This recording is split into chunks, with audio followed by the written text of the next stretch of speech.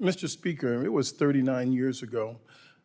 Here in Washington, D.C., I was arrested while protesting against the apartheid government in South Africa's white minority that had a non-minority white for the greater part of the latter half of the 20th century held captive, if you will, in bondage, which sanctioned racial segregation and political and economic discrimination against its black citizens.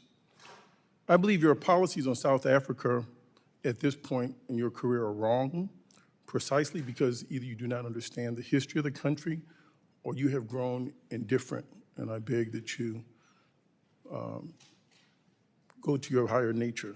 That being said, I want to ask you about President Trump ending U.S. government support for diversity, equity, inclusion, and accessibility that promotes fairness in hiring and helps make our national security workforce the strongest it can be.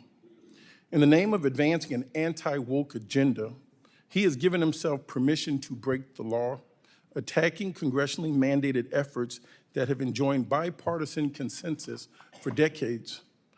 I believe not only in diversity is our strength as a country, but in fact, our workforce does not reflect our population, then it merits an inquiry into what are the impediments that are leading to that outcome. Would you agree with that latter statement, that diversity is our strength? I think unity is our strength. Okay, that well, we're a diverse nation is important. While those words you would would think that they were mine, they actually are recorded from you in your Senate hearing in July of 2022. Further, do you believe that following the law is important, yes or no? We follow the law every day.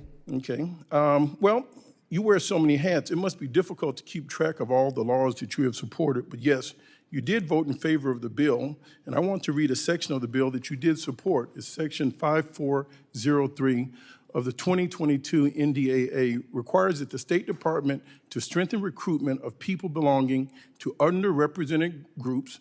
I know Mr. Trump has asked you all not to say that as cabinet officials, and I hope you have the guts to tell the president on some matters he is simply wrong.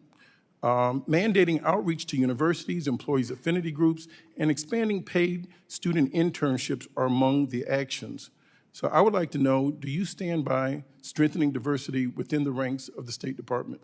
I stand by hiring the best people to do the job, irrespective of their background, the race, color, so you're going creed. against That's the very law American that way. you had once supported, which I find highly contradictory and hypocritical. I hope that you would have the courage of your convictions, be the Marco Rubio, the senator that we knew, and not the Secretary of State that is now capitulating to that of a tyrant and that of Donald Trump. At this point, I would like to yield my balance of my time to that of the Honorable Sarah McBride, and I thank you so much for your time.